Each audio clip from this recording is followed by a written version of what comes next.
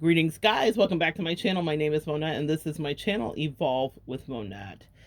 For those of you that are new here, I'm a professional intuitive empath, and today we're going to jump right into the title of the video. What happens in Vegas is always shared. Vegas, however, is spelled V-A-G-U-S and is a reference to the vagus nerve. It is a play on the phraseology that we've heard, what happens in Vegas stays in Vegas. So let's talk about why what happens in Vegas is always shared. Just to give you guys some context, I have been writing for years. I am a writer and I have freelanced for a couple of online magazines. So I'm going to be sharing with you an article that I've written that is in the archives. And I thought it was important because my angels brought it to my attention. So here we are, and let's get into it. The reason this is important for you, though, if you're here, you are an intuitive, you're an empath, you are psychic, you're a reader, and or you are a divine feminine, an earth angel, a light worker, but you're someone who's very in tune with your emotions. And this is something I wanted to explain the science behind. God is so amazing that he's created us literally to be connected and to share energy. But I wanted to delve into that. So grab a cup of coffee, your favorite snack, and come on back and we'll get started with this article. All right, guys, let's begin. We are an exciting, twisting, turning bundle of sinew, muscle, bone, blood, and nerves. It is the nerves, though, that have always been on my mind and have been on my mind as of late. I'm sure you're familiar with the euphemism that someone may be getting on your nerves, but there is a great deal more to the phrasing of that statement than meets the eye. When you're feeling that someone is on your nerves, you are quite literally feeling that emotion due to the stimulation of the longest highway of 12 cranial nerves in your body called the vagus nerve. The vagus nerve is the only nerve that starts in the brainstem and extends down below the head to the neck, chest, and abdomen, where it contributes to the innervation of viscera. It must be involved in what we call visceral feelings, defined as relating to deep inward feelings rather than intellect. So I'm going to stop here, guys. So let's talk about that. Deep visceral feelings rather than intellect. So let's talk about right brain and left brain real quick. We usually associate right brain, or right brain is associated with masculine, more pragmatic, left brain more creative, right? So instead of us using our intellect to process things, many of us, especially on this channel, use our emotions to process things. Let's get back to the article. Growing up, I recall identifying everything with my feelings. Much to the chagrin of my teenage friends, I would often pepper our conversations with psychotherapy lingo about my ever-present feelings and theirs. It is interesting the way that life unfurls your calling before you. The very feelings that used to be embarrassing to me actually transformed into an integral part of my purpose.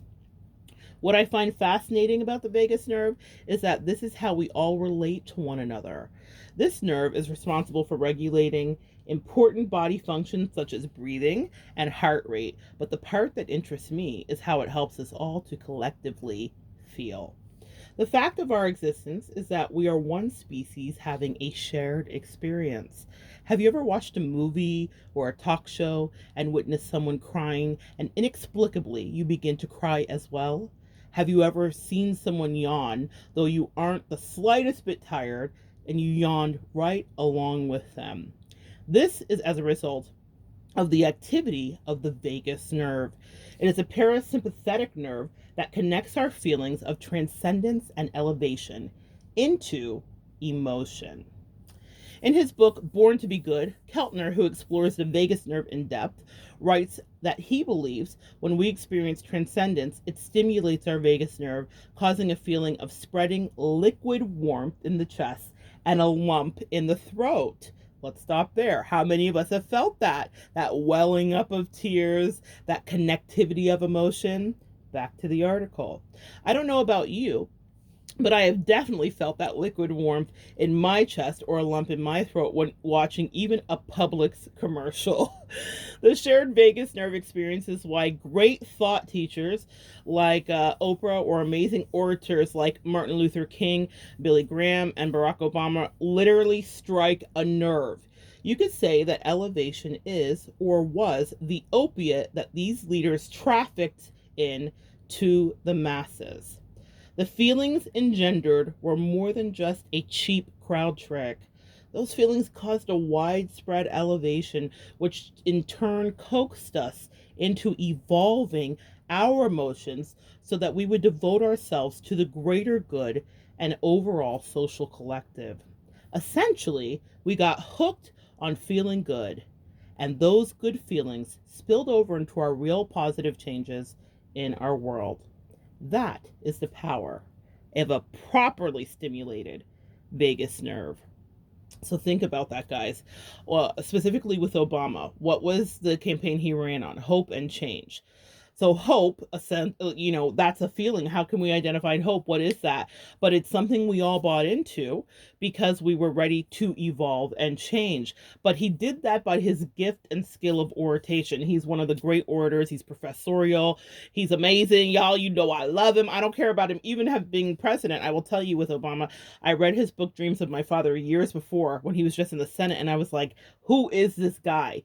Some people have it, yeah. Some people have it. But what I will say about that is one of the reasons that he was so captivating is because he was able to connect even on the Senate floor or from the Senate floor with us. Back to the article. If you're looking for ways to quickly wake up this parasympathetic nerve, then try dipping your face in cold water or taking a cold shower. Folks that are into karaoke are really onto something when it comes to stimulating the vagus nerve.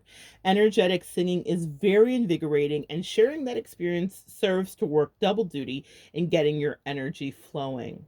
There are many other ways to facilitate waking up this nerve, including yoga. Pay attention, y'all. Meditation, empaths, prayer, love it. Chanting, drum circles. One of my favorite things is a good old drum circle, y'all. Exercise and probiotics.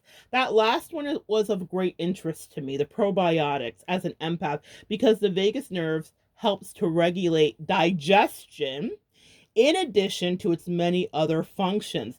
Digestion is gut related, and the gut directly correlates to our intuition and how we emotionally interpret situations. So, pause. One of the things that I have worked with my whole life with my Virgo placements in my chart is stomach stuff, stomach issues. And I was called to eliminate a lot of things out of what I was eating and consuming because I was not a clear enough channel. I still think that I can elevate in my clarity, and I imagine that as I continue to evolve, I will get that more tuned in. But you know, when you say you have a gut feeling, that's directly correlated to that vagus nerve. And feeling, listen, a gut feeling, sensing, understanding, empathy. So how we treat our bodies and what we put in our bodies really does matter because it is affected directly by that. Back to the article. If what I was saying here is it never ceases to amaze me how truly connected our minds, bodies, and spirits are. The realization of this total full circle moment for me, from insistent teenager who felt all of her feelings to the professional intuitive empath who utilizes her emotions to aid others to navigate through their own feelings. This life is amazing, ever unfurling. But there is always a moment to stop and truly embrace the power of our shared connections. What happens in Vegas, after all, is always shared. Guys, that it commences the article. But what I wanted you to take from that today is a little bit of a deeper scientific connection. It is my intention in this life and my mission to bridge our metaphysical sciences, which is essentially what I'm doing here when we're talking about readings and connecting and Reiki and all these things that can't be well, actually, Dr. Joe Dispenza has tested them. If you are familiar with Joe Dispenza, he's done brilliant work on the functioning of meditation, brains, shared energy in a room because he's had access. He's a neuroscientist. Was he a brain surgeon or a neuroscientist? But Dr. Joe Dispenza, I may connect a link of his below. Fantastic if you're really wanting to push through.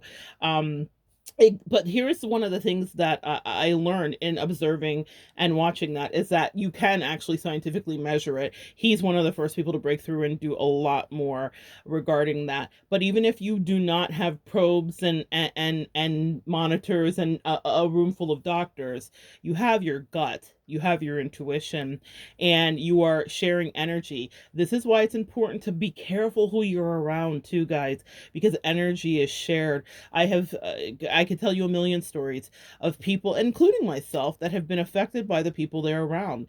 And then let's take it one step further. If we're going biblical, because y'all know I love to do it. In the Bible, they said Solomon was around prophets and he prophesied. Solomon was known for his wisdom, but his affiliation with prophets enhanced his vagus nerve. It stimulated his vagus nerve, and he tapped into that side of himself, which we all have. Everyone is psychic. Everyone's empathetic. Some people choose to hone their gifts and or fine tune them just like you would any hobby or craft, and then you become better and better at it. So as Solomon was in the proximity of the prophets, he then began to access via his vagus nerve, via being stimulated, via shared emotions and energy, his ability to prophesy, and his prophecies were accurate, and his wisdom deepened. This is why the vagus nerve matters, guys, and this is why the company you keep matters, guys.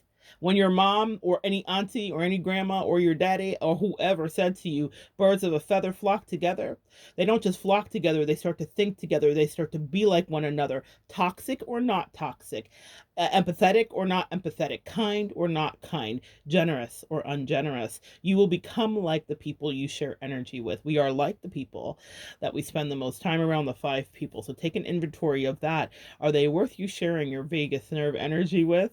Do you want to assimilate their behaviors? Do they make you feel good, supported, or is there toxicity that is brewing as an undercurrent? Pay attention to that, guys, because we are all affected by this, whether or not we've vetted the persons around us well or not, okay?